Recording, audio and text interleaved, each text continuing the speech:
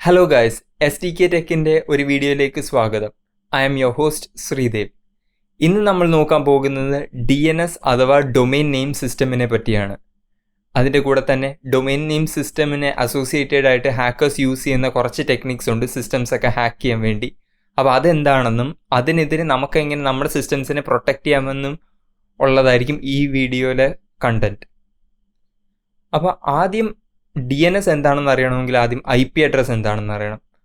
IP address സാധാരണ എന്ന് വെച്ചാൽ ഇൻ്റർനെറ്റിൽ ഓരോ ഡിവൈസിനെ ഐഡൻറ്റിഫൈ ചെയ്യാനുള്ള ഒരു അഡ്രസ്സാണ്. നമ്മുടെ വീടിനൊക്കെ അഡ്രസ്സ് ഉള്ളതുപോലെ തന്നെ നമ്മുടെ റൗട്ടറുകൾക്കും ഇൻ്റർനെറ്റിലെ പല സെർവറുകൾക്കും വെബ്സൈറ്റൊക്കെ സ്റ്റോർ ചെയ്തിരിക്കുന്ന സെർവറിനൊക്കെ ഒരു അഡ്രസ്സുണ്ട്. അത് usually A string of numbers ആയിരിക്കും, ലൈക്ക് 117.121.1.1. അതുപോലത്തെ IPv4 ആണെങ്കിൽ ഇതുപോലത്തെ സ്ട്രിങ് ഓഫ് നമ്പേഴ്സ് ആയിരിക്കും. IPv6 അഡ്രസ്സ് ആണെങ്കിൽ ഹെക്സാഡെസിമൽ അഡ്രസ്സ് ആയിരിക്കും.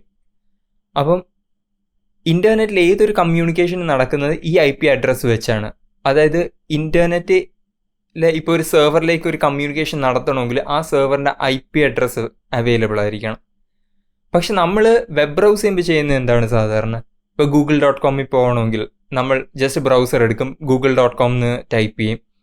നമ്മൾ അവിടെ IP അഡ്രസ്സോ അല്ലെങ്കിൽ ഇതുപോലത്തെ സ്ട്രിങ്സോ നമ്പേഴ്സോ ഒന്നും കൊടുക്കുന്നില്ല. പക്ഷെ സ്റ്റിൽ എങ്ങനെയാണ് കറക്റ്റായിട്ട് റിക്വസ്റ്റ് ഗൂഗിളിൻ്റെ സെർവറിലേക്ക് ചെല്ലുകയും അവിടുന്ന് കറക്റ്റായിട്ട് ഡേറ്റ ഫെച്ച് ചെയ്ത് നമ്മുടെ സിസ്റ്റമിലേക്ക് വന്ന് നമുക്ക് ആ വെബ് പേജ് കാണാൻ പറ്റുന്നതും എങ്ങനെയാണ്? അവിടെയാണ് DNSൻ്റെ ഇമ്പോർട്ടൻസ്. DNS ബേസിക്കലി എന്താണെന്ന് വെച്ചാൽ ഇൻ്റർനെറ്റിൻ്റെ ഒരു അഡ്രസ് ബുക്ക് എന്ന് തന്നെ പറയാം. നമ്മുടെ വീട്ടിലൊക്കെ അല്ലെങ്കിൽ നമ്മൾ ഒരു അഡ്രസ് ബുക്ക് എന്നൊക്കെ പറയില്ല, അതുപോലെ തന്നെ ഇൻ്റർനെറ്റിൻ്റെ ഒരു അഡ്രസ് ബുക്കാണ് DNS. ഈ DNS എന്താ ചെയ്യുന്നതെന്ന് വെച്ചാൽ ഓരോ വെബ് URL, ഇപ്പോൾ google.com, bing.com അല്ലെങ്കിൽ yahoo.com, അത് ഇൻ്റർനെറ്റിലുള്ള എല്ലാ വെബ് അഡ്രസ്സസിൻ്റെയും സെർവറിൻ്റെ IP അഡ്രസ് സ്റ്റോർ ചെയ്ത് വെക്കും. ലൈക്ക് ഒരു കോളത്തിൽ സിമ്പിളായിട്ട് പറയുകയാണെങ്കിൽ ഒരു കോളത്തിൽ വെബ് അഡ്രസ്സാണ്, അപ്പുറത്തെ കോളത്തിൽ അതിൻ്റെ മാച്ചിങ് ആയിട്ടുള്ള IP അഡ്രസ്സ് കാണും. സോ നിങ്ങൾ സാധാരണ ചെയ്യുന്നതെന്ന് വെച്ചാൽ google.com എന്ന് അടിക്കുമ്പം ഡയറക്റ്റ് google.comൻ്റെ സെർവറിലേക്കല്ല റിക്വസ്റ്റ് പോകുന്നത്. അതിന് പകരം ഇതിൻ്റെ ഇൻ്റർമീഡിയറ്റ് ആയിട്ടൊരു DNS സെർവർ കാണും. അത് സാധാരണ നിങ്ങളുടെ internet service provider like BSNL, Jio അവർ തന്നെ മെയിൻറ്റെയിൻ ചെയ്യുന്ന ഒരു DNS സെർവർ ആവാം. അല്ലെങ്കിൽ പബ്ലിക് ആയിട്ടുള്ള ഗൂഗിളിൽ തന്നെ DNS സെർവേഴ്സ് ഉണ്ട്. അതല്ല ക്ലൗഡ് ഫ്ലെയർ, ഓപ്പൺ DNS അങ്ങനത്തെയൊക്കെ ഓപ്പൺ DNS സെർവേഴ്സ് ഉണ്ട്. അപ്പം ആ സെർവേഴ്സ് ആവാം.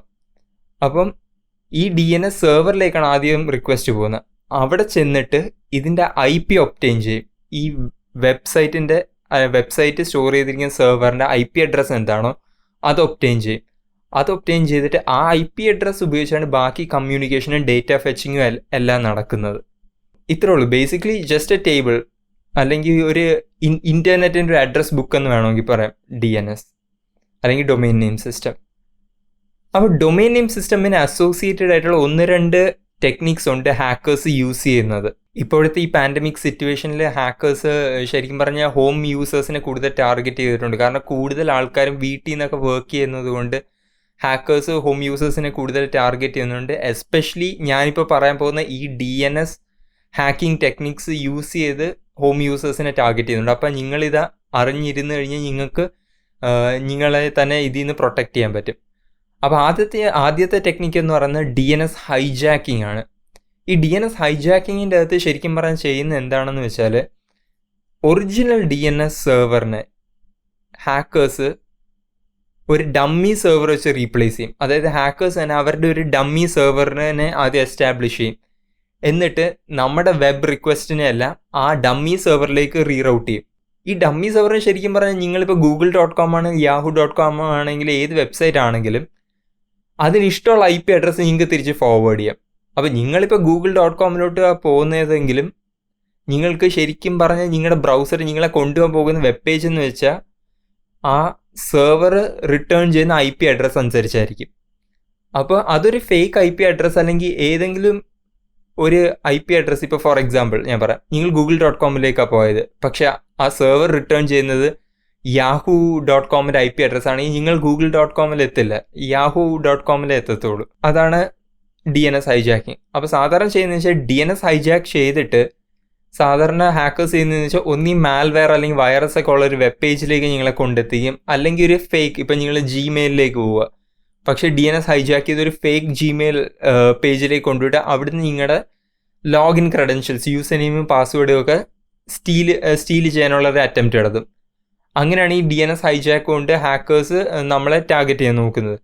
സാധാരണ ഒരു DNS സെർവറിൻ്റെ കോൺഫിഗറേഷൻ ചെയ്യുന്നത് നമ്മുടെ റൗട്ടറിൻ്റെ അകത്താണ്. നമ്മുടെ വീട്ടിലേക്ക് ബ്രോഡ്ബാൻഡ് കണക്ഷന് വേണ്ടിയുള്ള റൗട്ടറിൻ്റെ അകത്താണ് സാധാരണ ചെയ്യുന്നത്. അതിനകത്ത് സാധാരണ ഡിഫോൾട്ടായിട്ടുള്ള ഓപ്ഷൻ ഒപ്റ്റെയിൻ ഓട്ടോമാറ്റിക്കലി എന്നുള്ളത്. ഈ ഒപ്റ്റെയിൻ ഓട്ടോമാറ്റിക്കലി ചെയ്ത് കഴിഞ്ഞാൽ നമ്മുടെ ISPയുടെ, അതായത് BSNL ആണോ ജിയോ ആണോ വാട്ടെവർ, അതിൻ്റെ DNS സെർവർ ഉപയോഗിക്കും.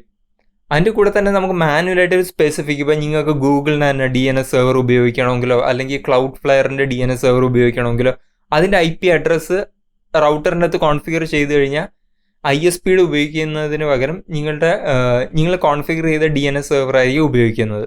അപ്പോൾ ഹാക്കേഴ്സ് ശരിക്കും എന്താ ചെയ്യുന്നതെന്ന് വെച്ചാൽ നിങ്ങളുടെ റൗട്ടറിലെ പല സെക്യൂരിറ്റി വൾണറബിലിറ്റീസും ബഗ്സും ഒക്കെ ഉപയോഗിച്ച് റൗട്ടറിലേക്ക് ഹാക്കിങ് ചെയ്തിട്ട് ഈ DNS സെർവർ കോൺഫിഗറേഷൻ എവിടെ അവരുടെ ഫേക്ക് സെർവറിൻ്റെ കോൺഫിഗറേഷൻസ് ലോഡ് ചെയ്യും.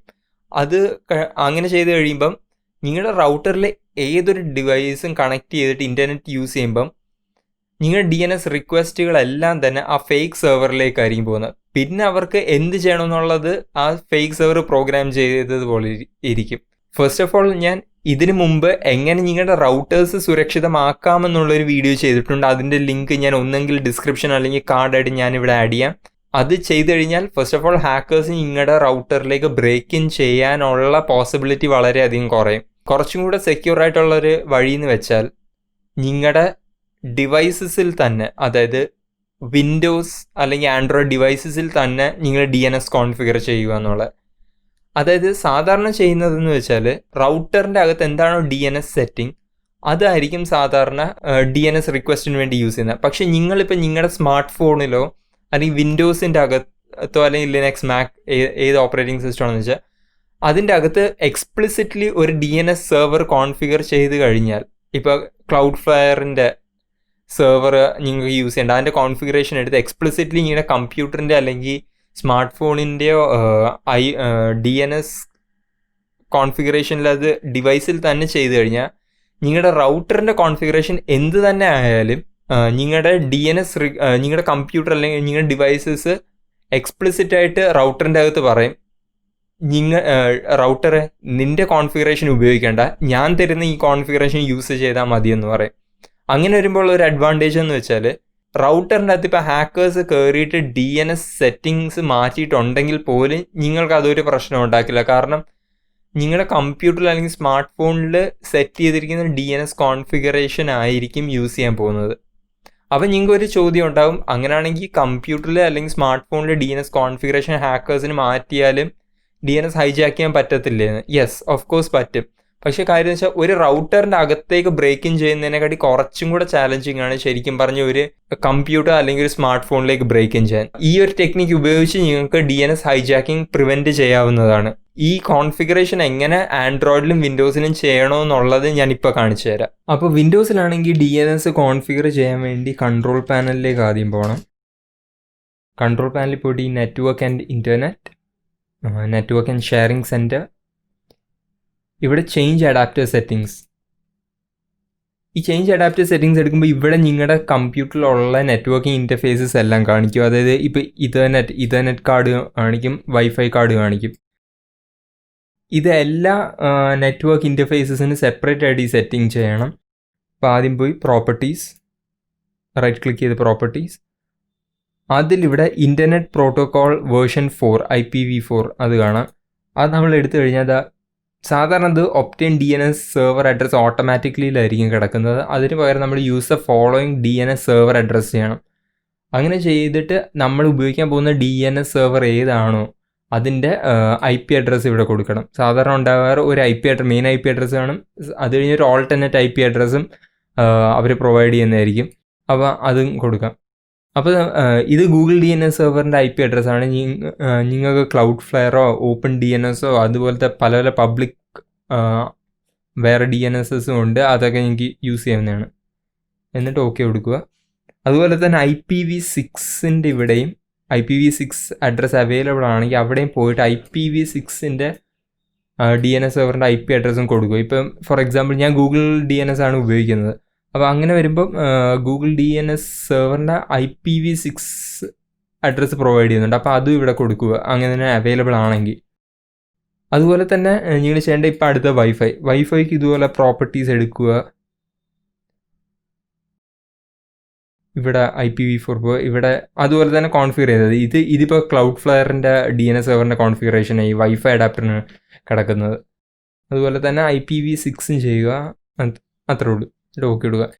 ഇങ്ങനെ ചെയ്യുന്നതിൻ്റെ ഏറ്റവും വലിയ ബെനിഫിറ്റ് എന്ന് വെച്ചാൽ നിങ്ങളിപ്പം ലാപ്ടോപ്പൊക്കെ ആണെങ്കിൽ നിങ്ങൾ ഇത് പല പല നെറ്റ്വർക്ക്സ് കണക്ട് ചെയ്യുന്നുണ്ടാവും. വീട്ടിൽ കണക്ട് ചെയ്യുന്നുണ്ടാവും, നിങ്ങൾ കുറച്ച് കഴിഞ്ഞ് ഫ്രണ്ടിൻ്റെ വീട്ടിൽ പോയി കണക്ട് ചെയ്യുന്നുണ്ടാവും, അങ്ങനെയൊക്കെ ചെയ്യാം.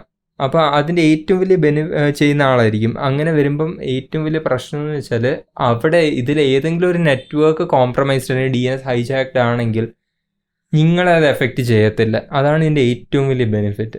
അപ്പോൾ ആൻഡ്രോയിഡിൽ നമ്മൾ DNS കോൺഫിഗർ ചെയ്യാനായിട്ട് ആദ്യം തന്നെ വരേണ്ടത് നമ്മുടെ വൈഫൈ ഈ മെനുവിലേക്കാണ്.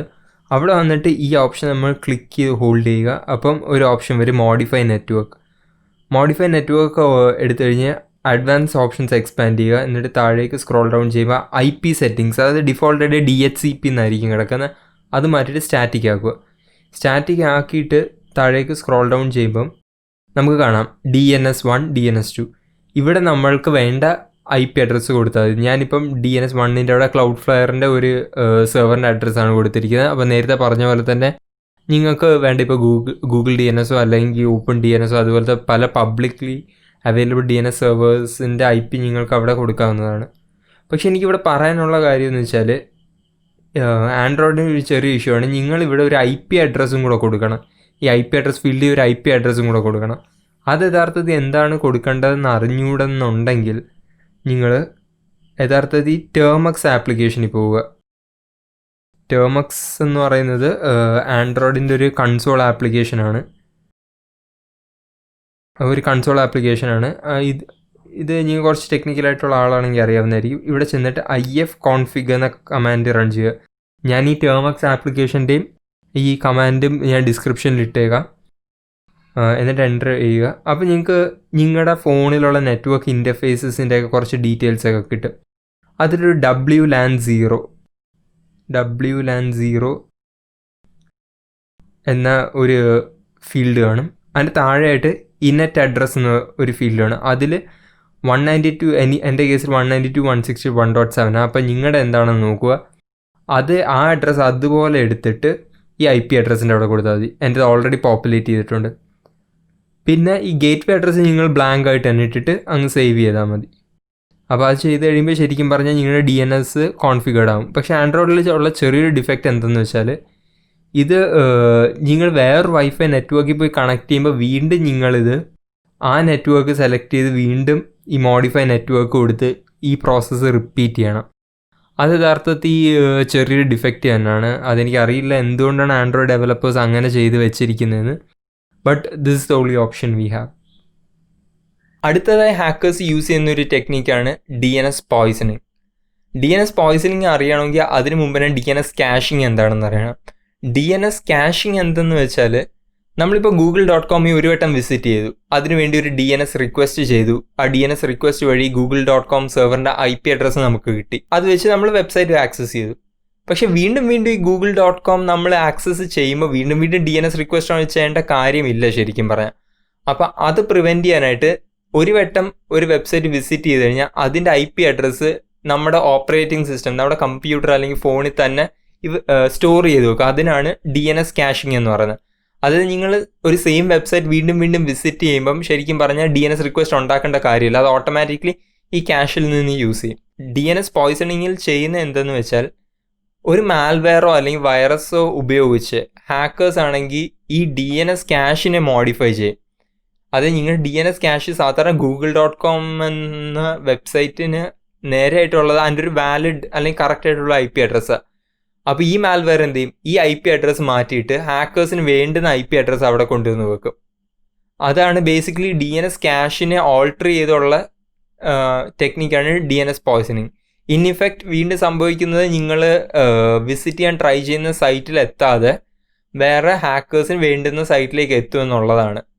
അപ്പോൾ ശരിക്കും പറഞ്ഞാൽ DNS പോയ്സണിങ് ശരിക്കും പറഞ്ഞാൽ ബ്ലോക്ക് ചെയ്യാൻ അത്ര ഒട്ടും കോംപ്ലിക്കേറ്റഡ് അല്ല.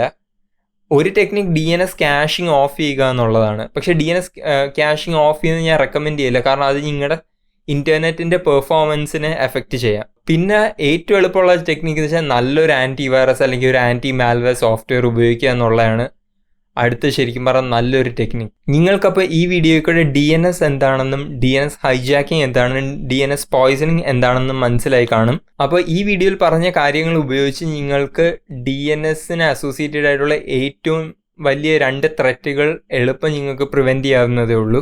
അപ്പോൾ നിങ്ങൾക്ക് ഈ വീഡിയോ ഇഷ്ടപ്പെട്ടു അല്ലെങ്കിൽ ഫലപ്രദമാണെന്ന് തോന്നിക്കഴിഞ്ഞാൽ സബ്സ്ക്രൈബ് ചെയ്യുക, എന്നിട്ട് ആ ബെൽ ഐക്കണും കൂടെ ഒന്ന് ക്ലിക്ക് ചെയ്യുക. ഞാൻ എല്ലാ ആഴ്ചയും വീഡിയോ ചെയ്യാൻ ശ്രമിക്കാം, ഉറപ്പൊന്നുമില്ല. എനിക്കൊരു ഇംഗ്ലീഷ് ചാനലും കൂടെ ഉണ്ട്, ഞാൻ സെയിം കണ്ടൻറ്റാണ് അവിടെയും ചെയ്യുന്നത്. അത് ഞാൻ മലയാളത്തിലേക്ക് വീണ്ടും റീഡൂ ചെയ്യുന്നതാണ്. അപ്പം നിങ്ങൾക്ക് ഇംഗ്ലീഷിൽ വാച്ച് ചെയ്യണമെന്നുണ്ടെങ്കിൽ ഞാൻ ആ ചാനലിൻ്റെ ലിങ്ക് ഞാൻ ഡിസ്ക്രിപ്ഷനിലിടാം. സോ അടുത്ത വീഡിയോ വരെ ബൈ.